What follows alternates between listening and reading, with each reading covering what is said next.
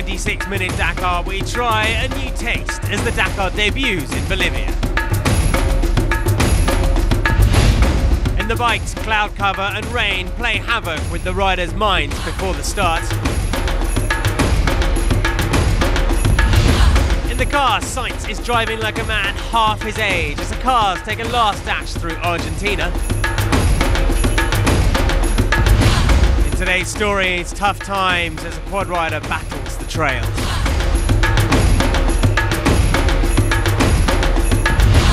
And in Dakar Passion, the legends talk about their darkest moments of the Dakar. All this and more on today's 26-minute Dakar in Argentina and Bolivia.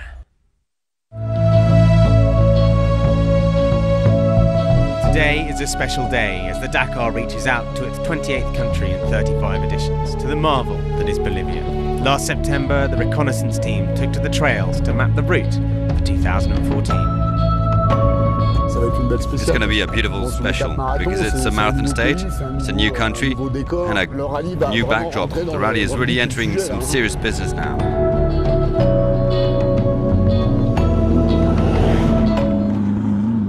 Well, Bolivia, a new part of the Dakar, and the important thing is the altitude. We will be between 3,300 and 3,400 meters, and that will change things a bit. But it's a very beautiful special, very technical, lots of crossroads and lots of navigation too. The goal for day one will be to reach the small city of Uyuni, a hive of life in a rugged wilderness. Bienvenidos al Dakar Uyuni Potosí. Uyuni is a melting pot for Bolivian culture, vibrant and colourful, where the people are opening their arms to embrace the Dakar.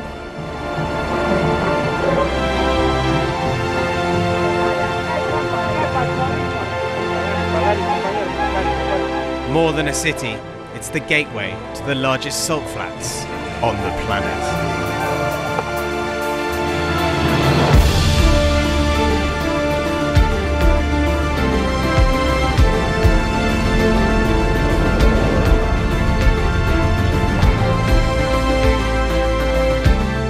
The impressive thing here is the size. I've never seen a salt flat of this size. In fact, there's no sensation of speed. You go at 150 or 160 and you don't know how fast you're going. On roule à 150, 160, on sait absolument pas à quelle vitesse on est.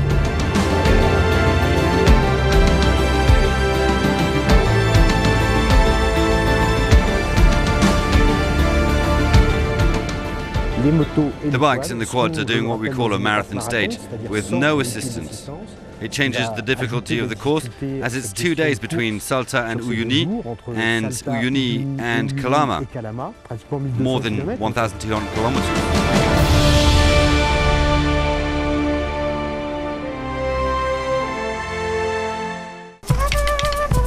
In Uyuni itself, the bivouac has taken shape for the riders to spend their night in the marathon stage. There's a huge interest in the Dakar as it comes to Bolivia, and everything is coming together to make it a great first experience. Gregory Murak, the head of external relations for the Dakar, arrived in the bivouac a day early to check that all the hospitality facilities were ready for the riders' arrival, though there is a tense race to be run before they reach the home comforts.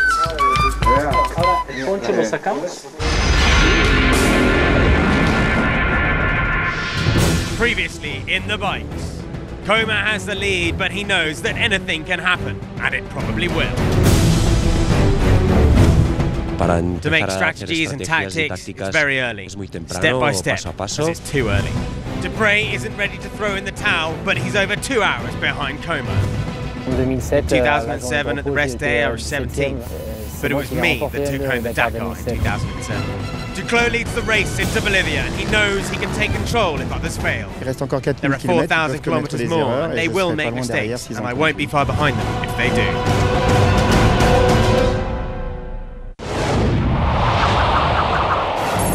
All sorts of changes awaited the riders as the race route was altered from the word go in stage 7.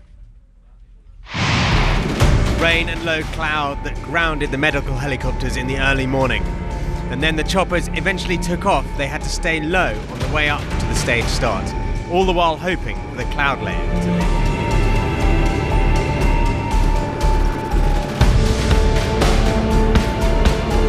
With time ticking away, plans were put forward to alter the stage or change the start point to make the best of the conditions. Until finally, there was some good news. Okay. Okay. Go. Go. Okay. Right, let's go. And with that, the race could begin at checkpoint 3. So it all got going at kilometre 104, just south of the border into Bolivia. There were big crowds out cheering on Bolivian rider Juan Carlos Salvatierra, who's 616th overall. It's an incredible sensation. No one thought we'd be here. It's just one of the most emotional moments of my life.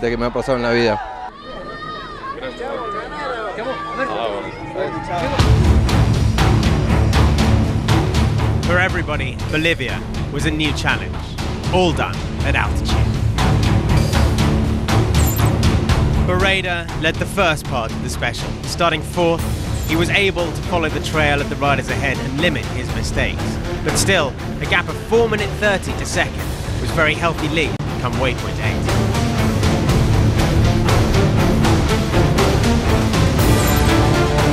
Duclos, the man that started first, had to lead the navigation, and he was caught out just after a checkpoint, taking the wrong path and losing a costly 8 minutes 30 in that moment alone. On a close stage, it was the end of his challenge at the top for today.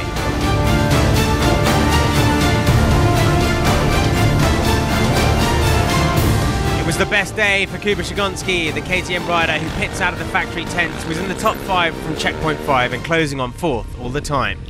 In the end, it wasn't enough, but it ended the day 5th, 8:56 from the leader.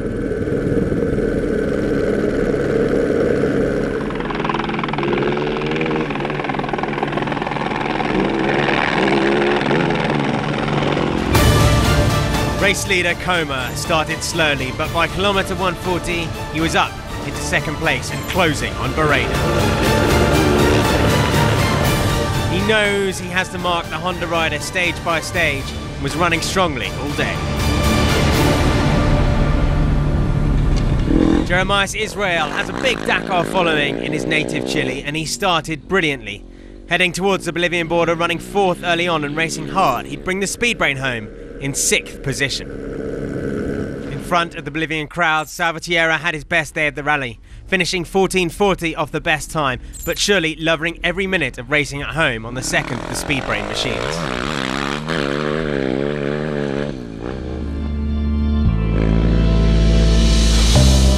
The second half of the day's racing began with the main climb of the day, 600 metres to the high point, just shy of 4,000.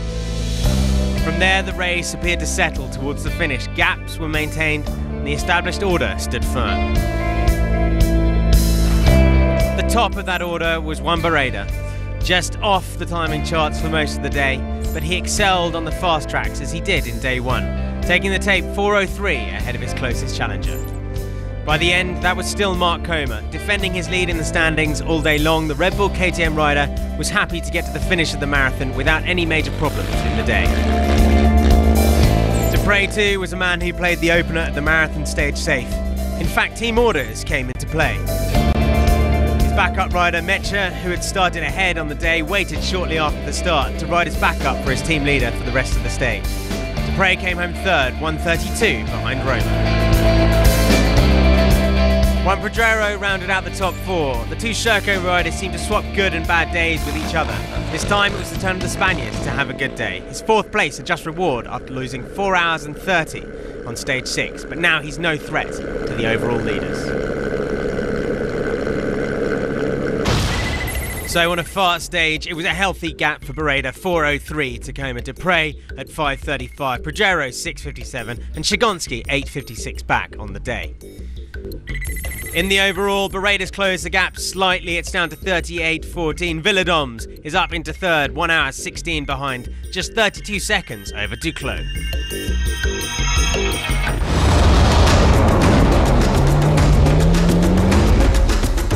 Coming next in the car, Sainz scorches the ground in the car's last run around the trails of Argentina.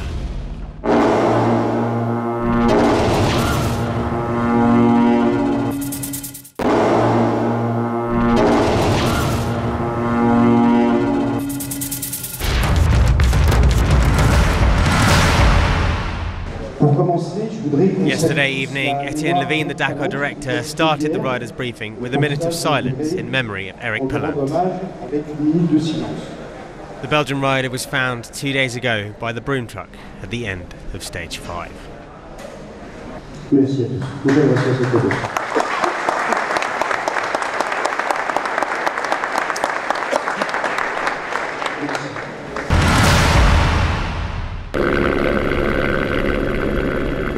After completing the Dakar on a bike in 2009 and in a car in 2012 and on a quad last year, Kees Koelen is trying to reach Valparaiso in a GNAV truck. The Dutchman left Salta after the rest day in 41st position.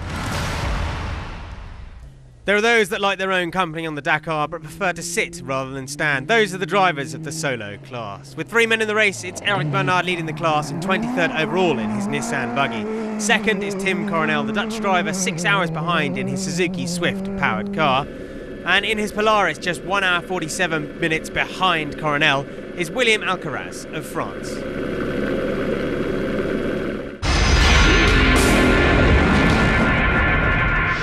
Previously in the cars, Nasser Al-Attiyah may be an outside shot as he looks to up the pace. I love to be in the podium. This is our target. Power steering or no power steering, De Villiers is hunting minis. We will definitely keep on fighting, and I still think we're in with a chance for sure. Peter Hansel is going pedal to the metal to catch his teammates. We're going to try to put the pressure, try to get closer to first spot. To do so, we must attack at the maximum. Pushing the limits on week 1 has gifted Roma the lead, a lead he will defend with all he's got. We have to make as few mistakes as possible. We will do some and lose no time. That's the goal. The fight is back on as the cars rev up for stage 7. 533 k's of wide open terrain, a fast stage was on the menu for the cars. After a well-deserved rest day, it was back to business. One man, however, looked a little bit frustrated. Orlando Terranova was indeed given a 15-minute penalty after hitting a biker. The Argentinian drops down to 4th spot. When he makes a sign, I turn towards the trees, and the biker went to the ground in a slope. I then hit him and damaged his fuel tank. I offered to help at the bivouac, but now I don't want to. Time for action after a long wait. The helicopters couldn't fly, so we couldn't go, and all is okay now because of the fog, and we're happy to go. After Terranova's issues, Giniel De Villiers was back on the podium as stage 7 started. And that's where he still is. But the South African will have to battle all the way to Valparaiso. Today he did indeed lose some time on his rivals and only has a 6-minute advantage over Terranova, putting the pressure on in 4th spot.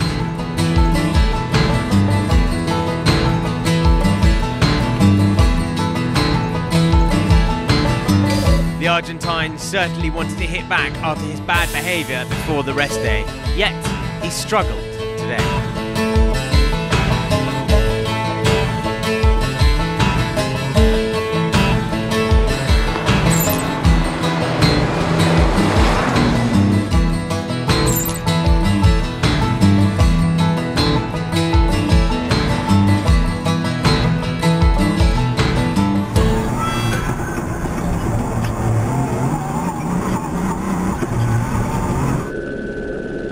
There wasn't much he could do against the storming Carlos Sainz. Terranova finished only 9th today.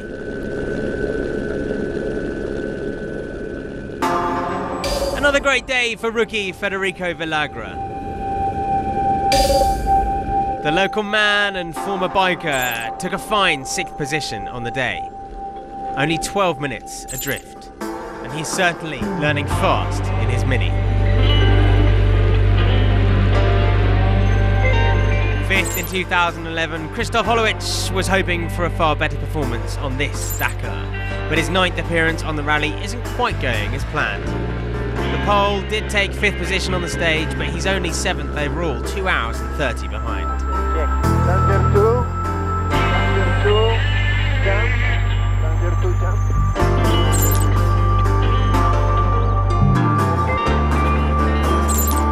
Al-Attiyah has admitted his goal is the podium. But Nasser could be bluffing. He was fast today, very fast. The best of the mini boys. He took second spot, his best performance so far on a special this year. Without his hour penalty for a missed waypoint, he should be second overall.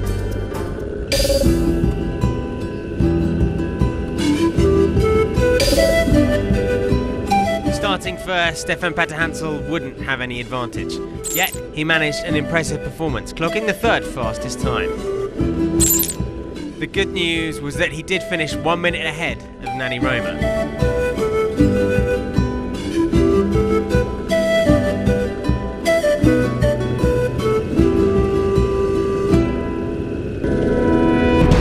Another solid performance from Nani Roma. Avoiding mistakes is the Catalans' day-by-day goal.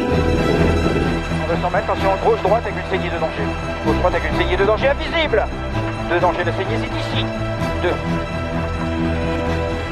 Et cap 140.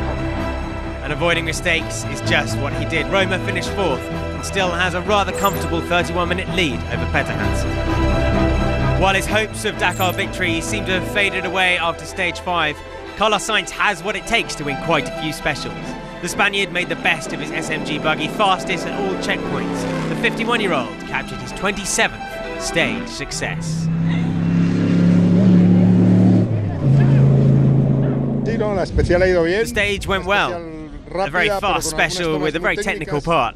Rather tough. The truth is that it went really well. The strategy until the end of the rally will be to try and win all the remaining stages. So Sainz takes the win, 4:45 ahead of Alatir. Petter-Hansel 7 minutes back ahead of Roma, and Holovic 10 minutes loss on the day. And in the overall, Nani Roma still leads by 31-31. Giniel de Villiers is third still, 48. No change for Terranova in fourth, and Alatir in fifth, 1 hour 18 behind.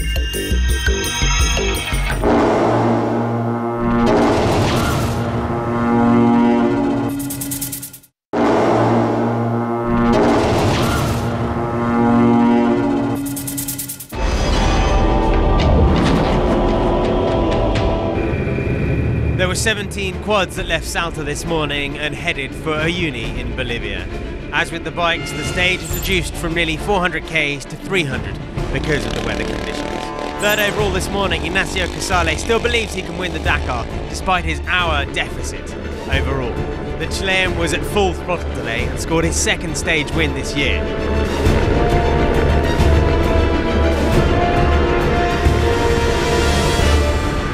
Today, the quad race looks like a wild cavalcade on the Bolivian plateau, 3,000 meters of altitude. The overall leader at the beginning of the day was Sergio Lafuente. He traced his rhythm on Rafael Sonic, his closest rival overall. The Uruguayan was third on the day and increased his lead over Sonic in the standings.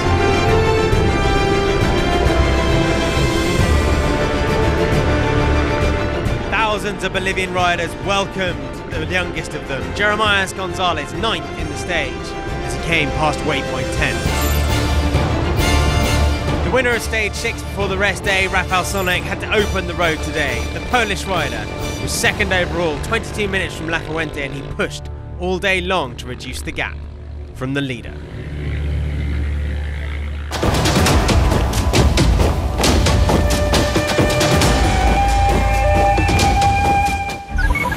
Friday the 10th of January, the 6th stage of the Dakar between Tucumán and Salta, with 2 specials set to go for the bikes and quads.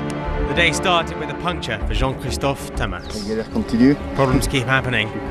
I only have problems. I finished the previous stage at 5 this morning, and yesterday at 1 or 1:30 in the night. I've always heard that the Dakar was hard. But I really feel this year they've spoiled us. The level is very high. It's hard.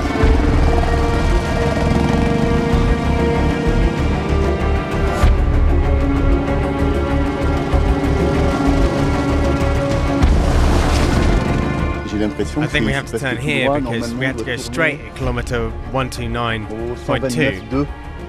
and I didn't see anything at this point.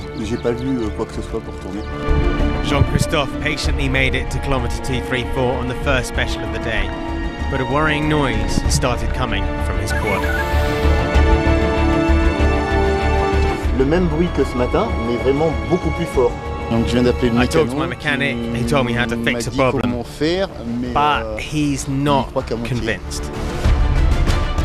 With the help of the refueling crew, Jean-Christophe Tamas tried to fix his quad to reach the second special stage starting zone, 104 kilometers away.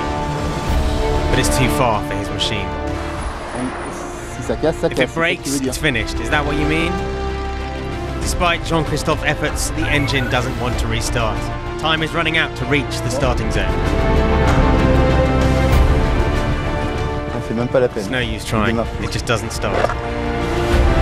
The same organisation members offered to tow the quad until the start of the second stage, but the Frenchman is not allowed to enter the stage with a broken machine. And that means that it may be the end of his story. But with no way to fix the machine once he gets to the start, he has no choice but to retire. And now find a new way of getting to Salta, and it seems the best way is to hitchhike. Where are you going? The fare's price is fixed, just in exchange of a hat for a helmet, and the Dakar has a new convert. Dakar!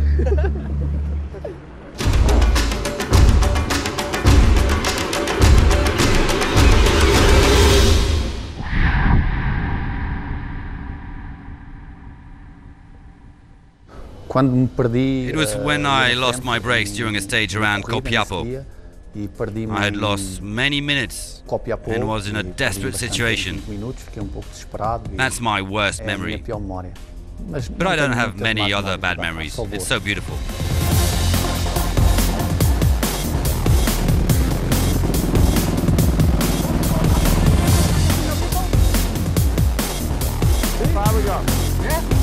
Worst memory 2005 in Dakar when I was the second and with the X5 and we have a big crash and okay, this was worst memory for me, but I learned a lot from this thing.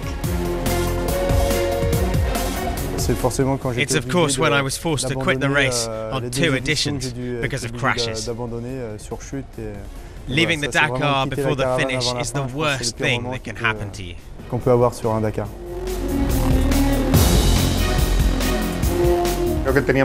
We were leading the rally and had things under control.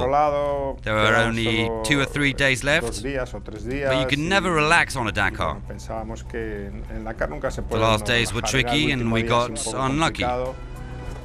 Michel Perrin hurt his shoulder, but thankfully that was the only issue, and he was able to recover.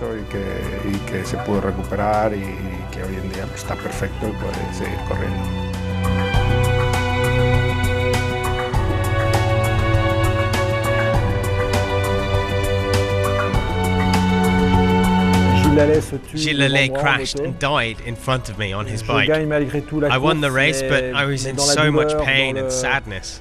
I was also in the uncertainty of knowing if I had to carry on my career on a bike. There are so many sad moments, very difficult moments to live. That's the sadness of such a sport. But it's also part of it. You have to live with it, and it isn't simple. We're in an extreme event, those moments are hard to live.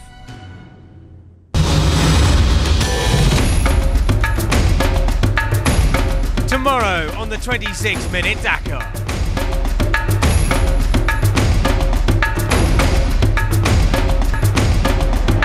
Bolivia will show us some of the best trails, tracks and landscapes it has to offer, all in the company of the president, Evo Morales, who came to greet the riders of the Dakar. And the cars cross the Andes as we say goodbye to Argentina. Tomorrow, the Dakar story will continue into Chile.